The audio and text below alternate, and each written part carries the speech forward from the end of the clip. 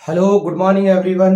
आज जो हम टॉपिक पढ़ने वाले हैं वो है नाइन्थ क्लास का chapter work and energy. Work and energy. अब इसमें जो हम कवर करने वाले हैं ना वो टॉपिक है हमारे पास वर्क। आज हम सिर्फ वर्क के बारे में पढ़ेंगे। वर्क, सबसे पहली चीज है व्हाट इज वर्क। वर्क है क्या चीज? क्या जो हम रोजमर्रा में वर्क के बारे में जानते हैं, जो हमने सीखा वर्क के बारे में, क्या साइंस में भी वही डेफिनेशन है वर्क की या कोई और डेफिनेशन है? तो देखो, वर्क के बारे में मैं तुम्हें छोटे छोटे से एग्जांपल दे रहा हूं कि मान लो बहुत सारी चीजें हैं।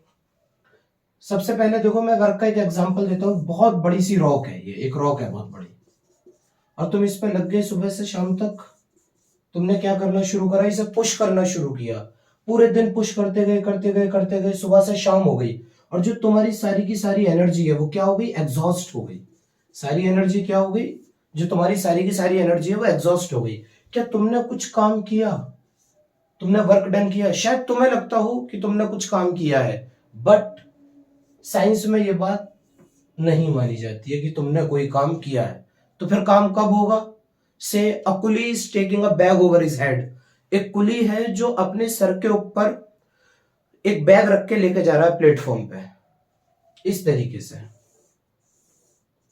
इस तरीके से, और इस तरीके से वो चलता चला जा रहा है।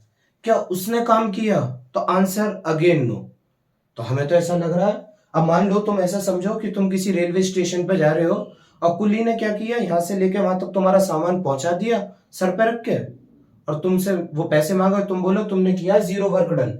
क्योंकि हमने कहा सीखा है, साइंस में पढ़ा है कि जब कुली कोई बैग कैरी कर रहा होता है अपने हेड के ऊपर तो वो जीरो वर्क डन करता है। तुम उसे ऐसे बोल दो तो वो तुम्हें थप्पड़ मार देगा, सिंपल। तो देखो, ऐसा है ना, जो भी हम वर्क डन पढ़ने वाले हैं, फिलहाल हम ये पढ़ रहे हैं साइंस के टर्म्स में, उसके ऊपर ध्यान देते हैं। देखो वर्क क्या है, व्हाट इज वर्क। तो देखो वर्क के बारे में है,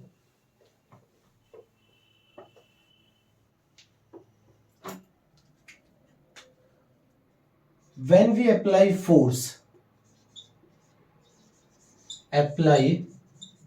force on any body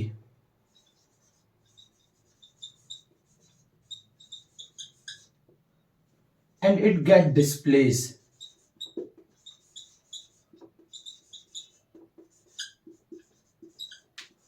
work is said to be done on body।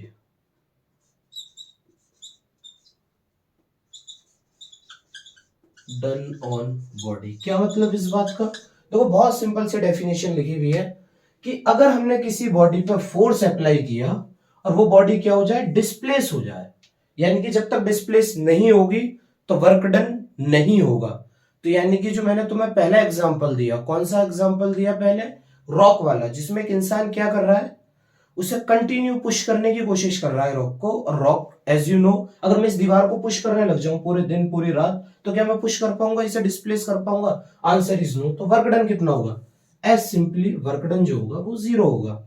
क्योंकि डेफिनेशन पे अगर हम गौर दें, when we apply force on any body and it get displace, work is said to be done on the body. जब कोई force लगाया और बॉडी डिस्प्लेस हो जाए, तो यहां से हम क्या चीज सीखें? यहां से हम सीखें ये चीज कि जो वर्क है वो इन दो चीजों पर डिपेंड कर रहा है, फोर्स पे एंड डिस्प्लेसमेंट पे। फोर्स पे एंड डिस्प्लेसमेंट पे। डिस्प्लेसमेंट हमें पता है क्या होता है? Shortest distance between two points. तो इन दो पॉइंट्स पे डिपेंड कर रहा है ना वर्क। तो देखो, वर्क का जो फॉर्मूला है, अब ये फॉर्मूला होता है वर्क का फोर्स इनटू डिस्प्लेसमेंट। क्योंकि वर्क किन दो क्वांटिटीज पे डिपेंड कर रहा है? फोर्स पे डिपेंड कर रहा है, देन डिस्प्लेसमेंट पे डिपेंड कर रहा है। तो मैं वर्क की डेफिनेशन ये भी तो लिख सकता हूं, product of force and displacement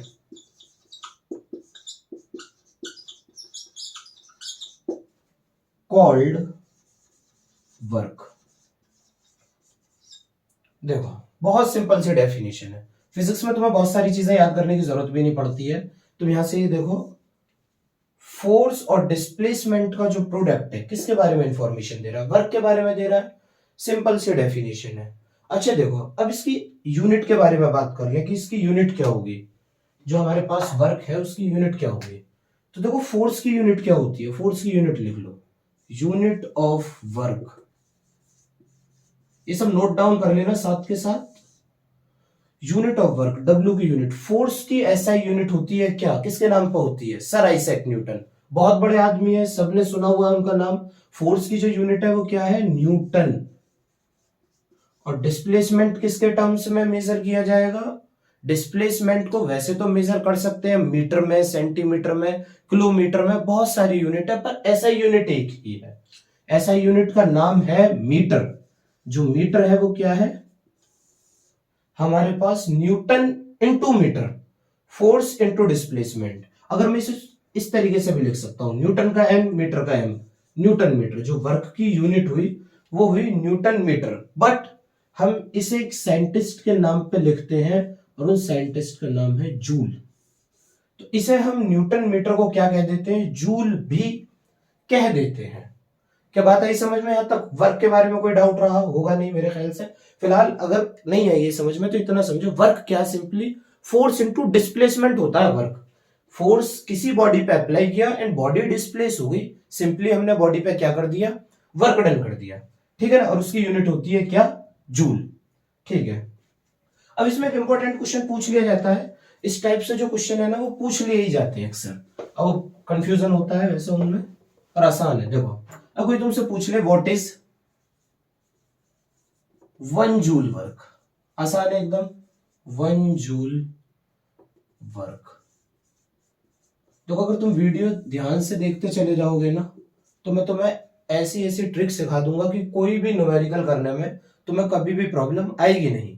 ठीक है ना। न्यूमेरिकल 9th स्टैंडर्ड पे तुम कोई भी न्यूमेरिकल सॉल्व कर सकते हो। So what is 1 joule work. मत जाओ इस डेफिनेशन पे, अपना वर्क का फॉर्मूला याद करो। तो वर्क का जो फॉर्मूला होता है वो होता है फोर्स इंटू डिस्प्लेसमेंट। ये तो होता है फोर्स इंटू डिस्प्लेसमेंट को हम डिनोट कर रहे हैं किससे, एस से। अब देखो जो वर्क है वो कितना हुआ है, 1 जूल हुआ है, 1 जूल।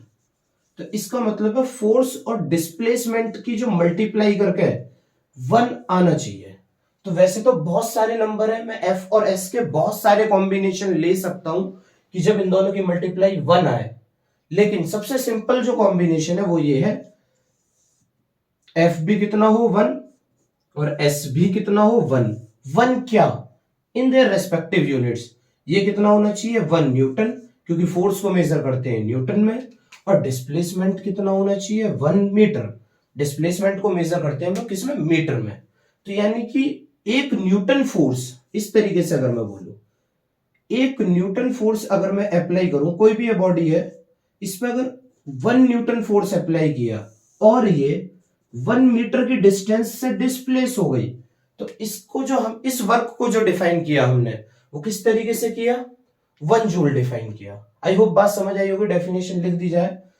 देखो ऐसी जितनी भी बहुत सारी प्रॉब्लम्स आती हैं इस तरीके से कि 1 जूल या जो भी यूनिट पढ़ रहे हो उसके 1 के बारे में वो पूछ लेते हैं, तो कुछ नहीं करना है, जो उसका फॉर्मूला है ना उसमें सबकी वैल्यू लिख देनी है 1 1 और यहीं से बना देनी है सिंपल डेफिनेशन। अगर यहां सीख लोगे तो आगे आ जाएगी तुम्हें आसानी, नहीं सीखोगे तो हर बार सेम डेफिनेशन याद करते रहोगे। और याद करना फिजिक्स में सिखाया ही नहीं जाता है, तो मैं लॉजिक पकड़ने की कहां तक हम चीजें आसान बना सकते हैं। तो देखो 1 जूल वर्क की जो डेफिनेशन है वो ये है, 1 जूल का मतलब है व्हेन कितने Newton force, when 1 Newton force, 1 Newton force applied on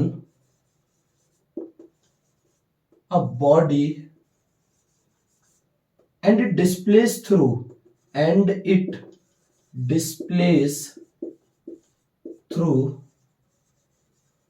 1 meter, work is said to be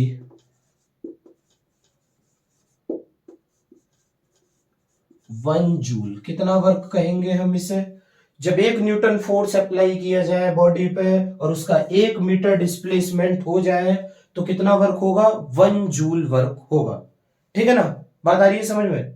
चलो ठीक है आगे देखते हैं। आगे इसमें जो चीजें हमें पढ़नी है वो और भी सिंपल है एकदम, वो है टाइप ऑफ वर्क। ये एक न्यूमेरिकल कर ले। चलो न्यूमेरिकल इस टाइप्स ऑफ वर्क की बात करेंगे। देखो type of work, type of work बहुत आसानी से डिफाइन करेंगे हम, सिंपल सी चीजें हैं। 3 टाइप के वर्क होते हैं हमारे पास, ठीक है ना। फर्स्ट होता है हमारे पास पॉजिटिव वर्क। कैसा वर्क? Positive work. दूसरा होता है हमारे पास, पॉजिटिव के बाद क्या होगा? Obviously negative work. कौन सा work? Negative work. And the third and the last one that is zero work. छोटी छोटी सी डेफिनेशन है, सबको देखेंगे आराम से, सुनते रहो। सबसे पहली बात करें पॉजिटिव वर्क डन की। अगेन अपने फंडामेंटल्स पे जाते हैं। वर्क डन को हम डिफाइन कैसे करते हैं? तो वर्क डन का फॉर्मूला होता है फोर्स इनटू डिस्प्लेसमेंट। ये होता है वर्क डन का फॉर्मूला। पॉजिटिव वर्क डन का मतलब ये होता है ना, if force and displacement, if force and displacement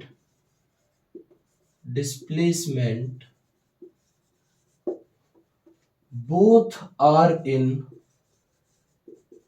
same direction, अगर दोनों ही क्वांटिटी एक ही डायरेक्शन में आ जाएं, फोर्स एंड डिस्प्लेसमेंट, तो उसे क्या कहेंगे हम?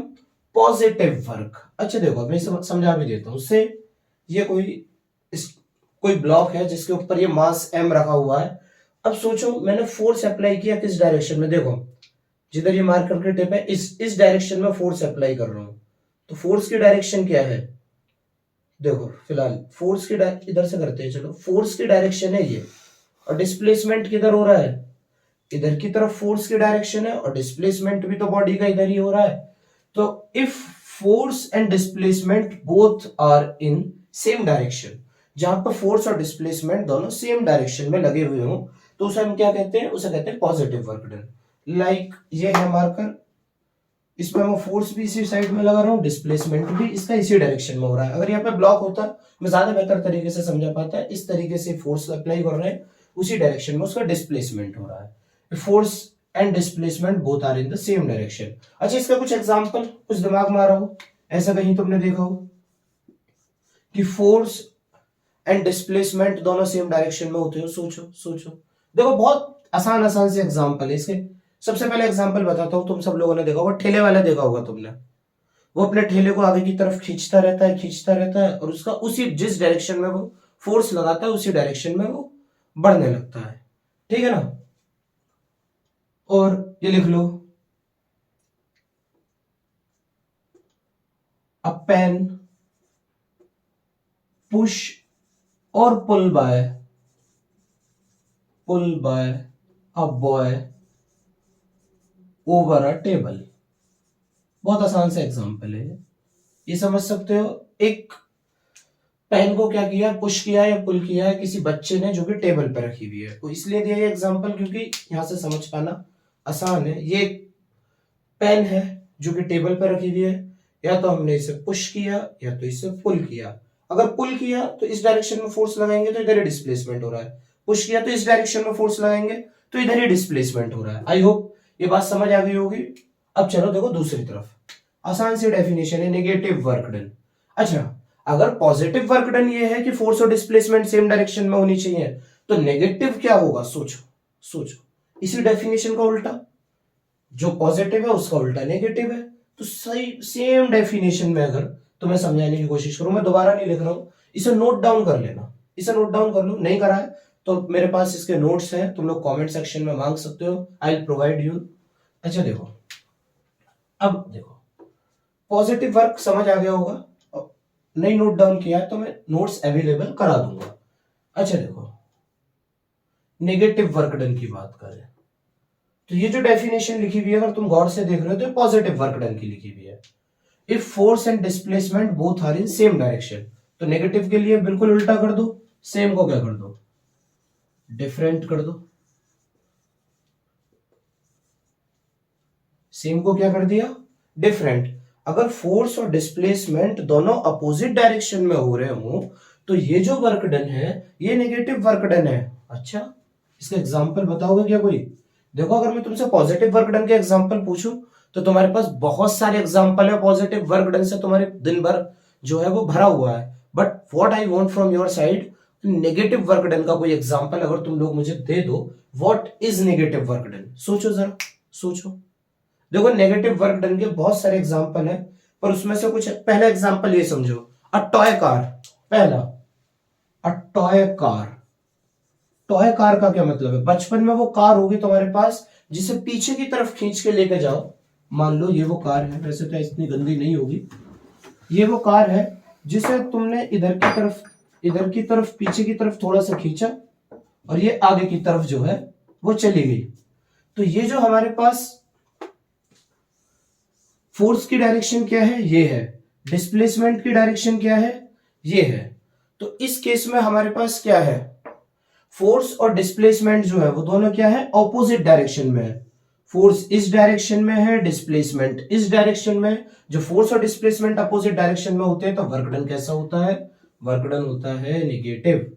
फोर्स और डिस्प्लेसमेंट। बोला एग्जांपल समझ आया क्या? कार को इधर खींचा, कार आगे चली गई, समझ आया क्या? नहीं आया तो देखो दूसरा एग्जांपल। अब देखो, लुक एट दिस मार्कर, ठीक है ना, मैंने इस पर फोर्स अप्लाई किया, ठीक है। फोर्स किस डायरेक्शन में अप्लाई किया, किस डायरेक्शन में अप्लाई किया फोर्स, अपवर्ड डायरेक्शन में। बट उसका जो नेट डिस्प्लेसमेंट हुआ देखो किधर हुआ, नीचे की तरफ हुआ या नहीं हुआ। तो मार्कर के केस में जब मैंने मार्कर को ऊपर की तरफ फोर्स अप्लाई कर रहा था तो जो मार्कर का डिस्प्लेसमेंट हुआ वो कहीं नीचे जाके गिर गया। तो इस पॉइंट से मान लो ये मैं खड़ा हुआ हूं यहाँ पे, ओके, ये मेरे हाथ है, यहां से मार्कर को ऊपर की तरफ उछाल दिया मैंने, यहां तक पहुंचे मार्कर को लेके, और फिर बाकी आ गए इधर। तो फोर्स तो एक्चुअली इस डायरेक्शन में लगाया अपवर्ड, लेकिन जो नेट डिस्प्लेसमेंट हुआ है, नेट डिस्प्लेसमेंट वो इस डायरेक्शन में हुआ है, फोर्स इनटू डिस्प्लेसमेंट। और दोनों की डायरेक्शन कैसी है, दोनों की डायरेक्शन एग्जैक्टली अपोजिट है। तो ये जो एग्जाम्पल है ये किसका है, ये नेगेटिव वर्क डन का एग्जाम्पल है। और इसको कहते हैं हम क्या, इसको कहते हैं motion of body, motion of body under gravity, under gravity. क्या ये जो लाइन मैंने, इसका मतलब है जब कोई बॉडी मोशन कर रही हो किसके अंडर में, ग्रेविटी के अंडर में, तो उसका वर्क डन जो होगा वो नेगेटिव होगा। बट ये इंफॉर्मेशन अभी आधी है, क्यों, बाय एक्सटर्नल फोर्स, और लिख लो by external force. External force देखो दो टाइप, अगर जो मैं आगे बात बताने जा रहा हूं ना तुम्हें, अगर तुम लोग वो समझ जाते हो, समझ लो की पॉइंट है यहाँ का, मतलब तुम समझ लो कि तुम बहुत अच्छी खासी प्रिपरेशन कर रहे हो और बहुत अच्छा तुम्हारा मेंटल लेवल है। देखो जब ये मैंने बॉल को, ये मान लो ये मैं हूं अगेन, या ग्राउंड पर खड़ा हूं, ये मेरे हाथ, बॉल को ऊपर की तरफ फेंका मैंने, सब समझते रहो। और मैं बोल रहा हूं जब ये बॉल यहां से यहां गई गई गई गई और बाद में यहां कहीं अर्थ पे जाके गिर गई, तो जो वर्क डन हुआ कैसा हुआ, कैसा हुआ, नेगेटिव हुआ। बॉल यहां गई फिर यहां के गिर गई तो कैसा वर्क डन हुआ, नेगेटिव। क्यों हुआ नेगेटिव, क्योंकि फोर्स मैंने अप्लाई किया ऊपर और डिस्प्लेसमेंट इस बॉल से यहां से अगर गिने तो नीचे की तरफ हुआ। फोर्स इधर, डिस्प्लेसमेंट इधर, दोनों इधर इधर, तो क्या हुआ, तो ये हो गया हमारे पास नेगेटिव वर्क डन। बट कौन से फोर्स के कंपैरेटिवली, एक्सटर्नल फोर्स के कंपैरेटिवली। जो फोर्स ऑफ ग्रेविटेशन है, सुनो गौर से, फोर्स ऑफ ग्रेविटेशन हमेशा किधर लगता है, नीचे की तरफ। बॉडी भी किधर गई है, नीचे की तरफ। तो उस वाले फोर्स ने, उस वाले किस वाले ने, ग्रेविटेशनल फोर्स ने जो वर्क डन किया वो पॉजिटिव वर्क डन है। इस केस में अगर कोई तुमसे पूछने लगे कि जो ये नेगेटिव वर्क डन और पॉजिटिव वर्क डन की जो कहानी है ये कौन से फोर्स के लिए है, एक्सटर्नल फोर्स ने नेगेटिव वर्क डन किया है और ग्रेविटेशनल फोर्स ने पॉजिटिव किया है। पर मैं जो एक्सटर्नल फोर्स, जो नेगेटिव वर्क डन का एग्जांपल दे रहा हूं, ये एक्सटर्नल फोर्स के लिए दे रहा हूं, ये मैंने लिख भी दिया है और होपफुली समझ आया होगा। अब बात करें जीरो वर्क डन की। देखो जी, जीरो वर्क डन सबसे मजेदार चीज, एक लाइन में खत्म हो जाएगी, उसके बाद एक न्यूमेरिकल कराऊंगा और बात हो जाएगी हमारी यहाँ पे खत्म। अच्छा देखो, जीरो वर्क डन के बारे में क्या है कहानी, जीरो का क्या मतलब है, zero work done, zero work done के केसेस ये हैं। वर्क डन का फॉर्मूला लिख लो, फोर्स इंटू डिस्प्लेसमेंट, ठीक है ना। अगर फोर्स लगाई जा रहा हूं मैं किसी बॉडी पे लाइक दिस, और डिस्प्लेसमेंट हो नहीं रहा हो, समझ आ रही है बात, फोर्स में अप्लाई किए जा रहा हूं बॉडी पे और डिस्प्लेसमेंट ना हो, if displacement of a body is zero when we applying force, तो work force into zero that is equal to zero, zero work done हो गया जी। कब? जब डिस्प्लेसमेंट जीरो हो। लेकिन मैंने शुरू जो की है क्लास वो इसी जगह से की है, you are pushing a hard rock all the day and your all the energy get exhausted, तो कितना वर्क डन किया? Your answer was zero. मैंने शुरू में जीरो बोला, बट वहां पे मैंने एक एग्जांपल और दिया कुली का, वो समझ लो जीरो वर्क डन में।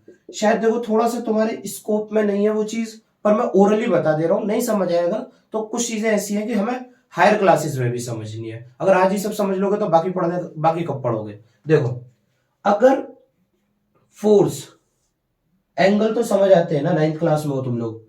अगर फोर्स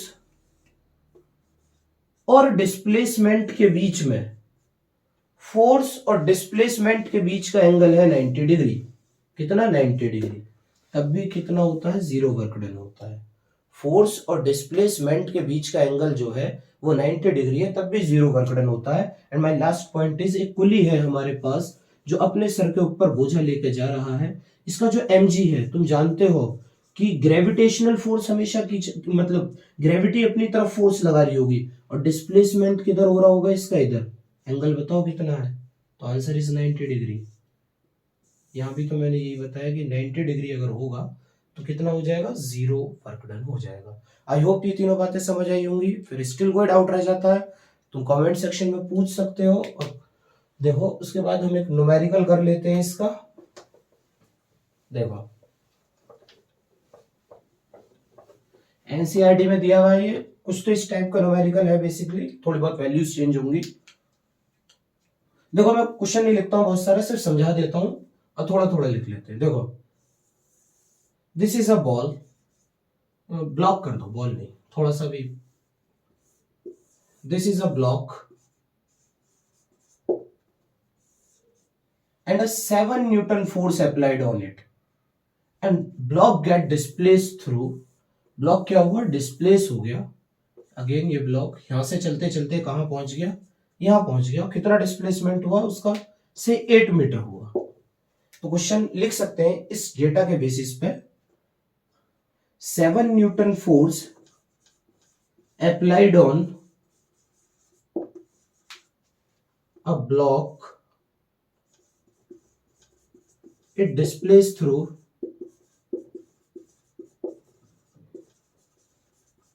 8 मीटर।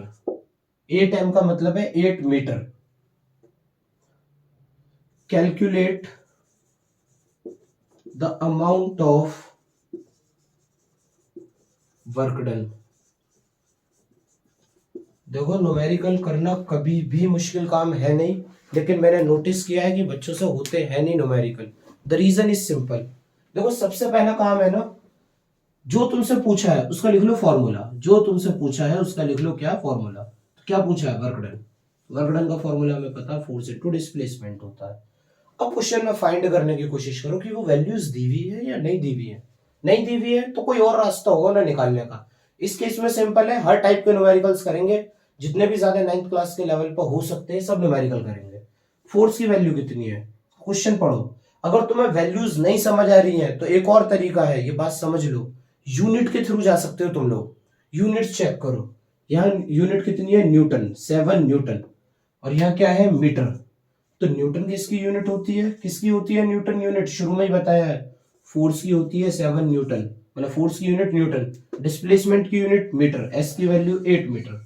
तो वर्क डन कितना हो गया? 7 इंटू 8, 56, सॉरी इसकी यूनिट होती है joule, 56 joule is the answer we were expecting there. ये आना चाहिए। अगर तुम सब लोगों का भी यही आया, अगर तुम लोग ओरली कर पा रहे हो, सो इतनी कोई दिक्कत की बात है नहीं, आ जाना चाहिए था। Thank you.